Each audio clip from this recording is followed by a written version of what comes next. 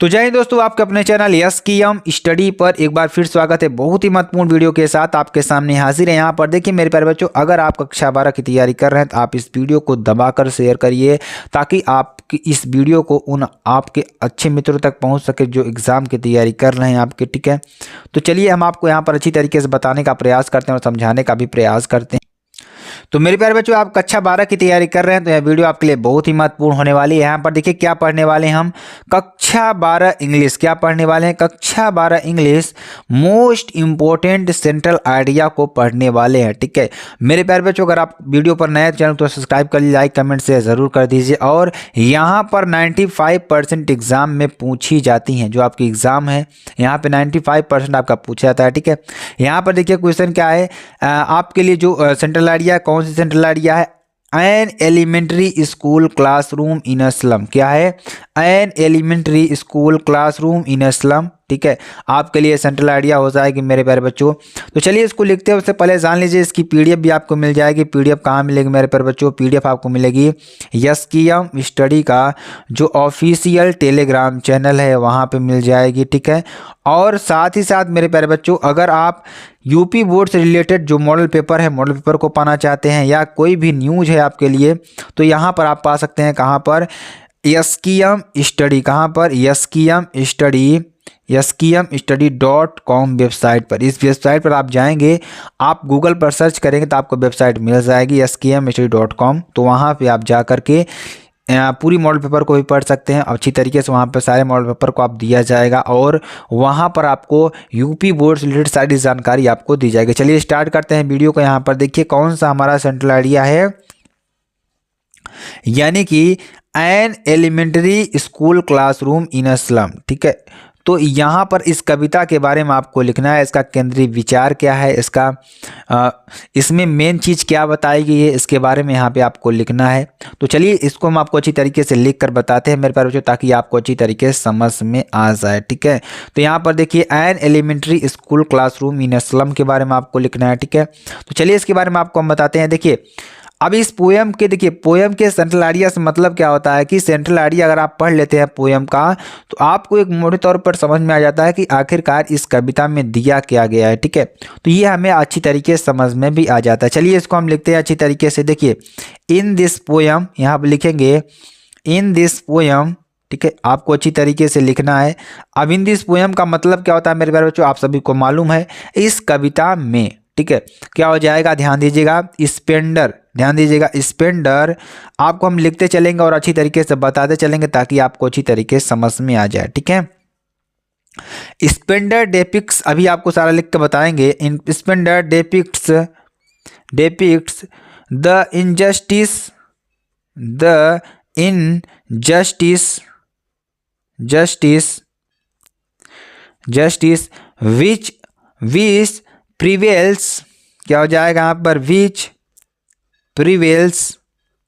क्या लिखेंगे हम यहाँ पर? प्रिवेल्स। ध्यान दीजिएगा, प्रिवेल्स। ठीक है, इन सोसाइटी। क्या हो जाएगा? In society. ठीक है, तो यहाँ पर ध्यान दीजिएगा, इसका मतलब क्या है कि in this poem Spender depicts the injustice which prevails in society. कहने का मतलब इस कविता में स्पेंडर ने समाज में व्याप्त अन्याय को दर्शाया है। जो समाज में अन्याय है, जो अन्याय है उसको यहाँ पर, जो अन्याय बहुत ज़्यादा फैला हुआ है समाज में, उसको यहाँ पर दर्शाया गया है। ठीक है, चलिए आगे आपको बताते हैं। और यहाँ पर ध्यान दीजिएगा, और क्या हो जाएगा? He talks of. क्या हो जाएगा यहाँ पर? ही टॉक्स ऑफ, तो बहुत इंपॉर्टेंट, टॉक्स ऑफ सोशल। ठीक है, टॉक्स ऑफ सोशल इनजस्टिस। क्या हो जाएगा? इन जस्टिस। ठीक है, सोशल इनजस्टिस एंड क्लास। ठीक है, एंड क्लास इन इक्वलिटीज। क्या हो जाएगा? इन इक्वलिटीज। ठीक है, इक्वलिटीज ये आपका हो जाएगा, जो कि वेरी वेरी मोस्ट इंपॉर्टेंट है। इक्वलिटीज डेनियल, अभी आपको समझाएंगे। डेनियल ऑफ अपॉर्चुनिटीज ऑफ, यहाँ पे क्या हो जाएगा? अपॉर्चुनिटीज, यहाँ पर जाएगा अपॉर्चुनिटीज। ठीक है, और क्या हो जाएगा? टू स्लम यहाँ पर जाएगा dwellers and also expresses, क्या हो जाएगा, expresses his thoughts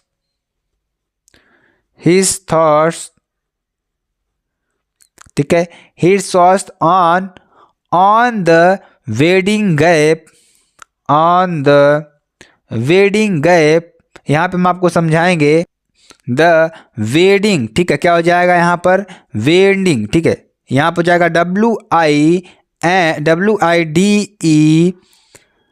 WIDENING wedding gap, ठीक है, wedding gap between the rich and the poor, ठीक है। अब यहाँ पर देखिए इसका मतलब क्या है मेरे प्यारे बच्चों, हम आपको समझाते हैं, ठीक है।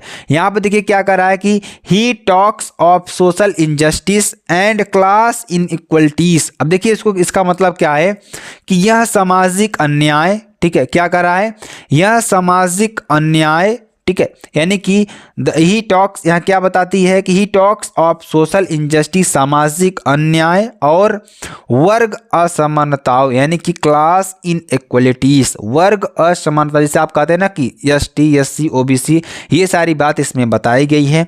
और यहाँ पर क्या कहा गया, denial of opportunities to slum dwellers and also expresses his thoughts on the wedding gap between the rich and the poor। कहने का मतलब कि यहाँ पर झुग्गी वासियों को अवसरों से वंचित करने की बात करता है, जो झुग्गी वासी में जो लोग हैं उनके अवसरों को वंचित करने की बात करता है, और अमीर और गरीब के बीच बढ़ती खाई पर भी अपने विचार व्यक्त करता है, यानी जो अमीर और गरीब के बीच जो हमारी जो यहाँ पर परंपरा बनती चली आ रही है उसके बारे में भी यहाँ पर इस कविता में बात कही गई है, ठीक है। तो between the rich and poor, गरीब और अमीर के बारे में भी यहाँ पर आपको बताया गया है, ठीक है। चलिए आगे आपको बताते हैं और आपको समझाने का प्रयास करते हैं, ठीक है। देखिए यहाँ से द पुअर तक आपको हमने बताया। अब आगे देखिए क्या हो जाएगा, spenders poem expose the condition of haves and the have notes. कहने का मतलब यहाँ पर क्या हो जाएगा, स्पेंडर की कविता हैव और नहीं है, क्या है, हैव और नहीं है कि स्थिति को उजागर करती है, ठीक है। क्या इसकी किसी कमी को, यानी किसकी स्थिति को उजागर करती है, यहाँ पर spenders poem expose the condition of haves and have nots. कहने का मतलब कि स्पेंडर की कविता हैव और नहीं है की स्थिति को उजागर करती है। आगे देखिए, the poem loosely brings forth the miserable condition of the children of the slum and the inadequate educational facilities provided to them। कहने का मतलब यहाँ पर क्या हो जाएगा कि कविता जो है, यानी the poem loosely brings forth the miserable condition, यानी कि कविता मलिन बस्ती के बच्चों की दयनीय स्थिति, ठीक है, दयनीय स्थिति, और of the children of the slum and the inadequate educational facilities provide to them, यानी कि दयनीय स्थिति और उन्हें प्रदान की जाने वाली अपर्याप्त शैक्षिक सुविधाओं को क्या करता है, स्पष्ट करने में सामने लाती हैं, स्पष्ट रूप से सामने लाती हैं, ठीक है। यानी जो उनकी शिक्षा व्यवस्था है और जो उनकी रहने की व्यवस्था है उनको यहाँ पर क्या करती हैं कि सामने लाने का प्रयास करती हैं, ठीक है। बहुत ही इंपॉर्टेंट कविता है मेरे प्यारे बच्चों। यहाँ पर समाज की सच्चाई बता रही हैं इन्होंने क्या किया है कि जो समाज में झुग्गी झोपड़ी में जो लोग रहते हैं उनके बारे में यहाँ बताया गया है और बहुत ही इंपॉर्टेंट तरीके से यहाँ पर बताया गया है, ठीक है। तो ये कविता बहुत ही इंपॉर्टेंट है मेरे प्यारे बच्चों। आगे देखिए क्या कर रहा है कि the poem talks of racial discrimination and his socialist proclamation that a country can prosper only if education reaches of downtrodden in the society. कहने का मतलब यहाँ पर क्या हो जाएगा मेरे प्यारे बच्चों कि जो कविता है, कविता नस्लीय भेदभाव की बात करती है। किसकी? नस्लीय भेदभाव की बात करती है। और एक समाजवादी उद्घोषणा क्या करती है? एक समाजवादी उद्घोषणा है कि एक देश तभी समृद्ध हो सकता है, जो देश है तभी समृद्ध हो सकता है जब शिक्षा समाज में दलितों तक पहुँचे। यानी जो हमारे गरीब तबके के लोग हैं, जब तक शिक्षा उनके पास नहीं पहुँच सकती है मेरे प्यारे बच्चों, तब तक उस समाज का विकास नहीं हो सकता है। चाहे आप लिख लीजिए, ठीक है। तो ये कविता बहुत ही इंपॉर्टेंट है मेरे प्यारे बच्चों, और आपको यहाँ पर हम कुछ ऐसी कविताओं को भी बताएंगे जो आपके एग्ज़ाम के लिए बहुत ही इंपॉर्टेंट है, और बहुत बार इसकी सेंट्रल आइडियाज़ आपकी पूछी जा रही हैं। तो मेरे प्यारे बच्चों, कुछ और कविताओं को यहाँ पर हम बताने वाले हैं जो आपको अच्छी तरीके से समझ में आएंगी, ठीक है। तो मोटे तौर पर इस कविता में क्या बताया गया है? इस कविता में यही बताया गया है कि हमारी जो समाज है, ठीक है, समाज में स्पेंडर ने समाज में व्याप्त अन्याय के बारे में बताया है, और सामाजिक अन्याय, वर्ग असमताओं, झुग्गीवासियों के अवसरों को, जो उनके अवसर नहीं मिलते हैं आगे बढ़ने के लिए, उन्हें पर्याप्त साधन नहीं मिलते, उसके बारे में यहाँ बताया गया है। और अमीर और गरीब के बीच बड़ी खाई भी विचार को व्यक्त करता है। जो अमीर और गरीब के बीच यहाँ पर बहुत ज़्यादा लड़ाइयाँ होती है, उसके बारे में बताया गया है। और यहाँ पर क्या करती हैं, जो हमारे मलिन बस्ती, यानी जो हमारे झुग्गी झोपड़ियों में लोग रहते हैं, उनके बारे में अपर्याप्त जो शैक्षिक सुविधाएं हैं उनके बारे में यहाँ बात करती हैं, ठीक है। और उन्होंने कहा लास्ट में कि जो हमारा समाज है तभी प्रोग्रेस कर सकता है, तभी विकास कर सकता है जब हमारी जो शिक्षा है उन दलितों तक पहुंच सके, ठीक है। तो मेरे प्यारे बच्चों, चलिए कुछ और आपको यहाँ पर बता देते हैं जो आपके लिए वेरी वेरी मोस्ट इंपॉर्टेंट है, ठीक है। यहाँ पर देखिए, जो अगला आपका central idea very very most important आपका होने वाला है, किसका होने वाला है? Keeping quiet. किसका? कीपिंग क्वाइट का, जो कि वेरी वेरी मोस्ट इंपॉर्टेंट है मेरे प्यारे बच्चों, इसको आपको लिख लेना है। उसके बाद ये दूसरा नंबर हो जाएगा। तीसरे नंबर की बात करेंगे तो क्या हो जाएगा? My mother. क्या? My mother at 66। क्या? 66। तो ये आपका हो जाएगा। तो ये तीन जो आपकी सेंट्रल आइडियाज़ हैं बहुत ही इंपॉर्टेंट है मेरे प्यारे बच्चों, इसको अच्छी तरीके से आपको लिख लेना है, एग्ज़ाम में अच्छी तरीके से पढ़ लेना है, क्योंकि एग्ज़ाम में यही आने वाली है, ठीक है। तो आपको बस इस तरीके से पढ़ते रहना है मेरे प्यारे बच्चों, ताकि आपको एग्ज़ाम में अच्छा से अच्छा नंबर मिल सके, ठीक है।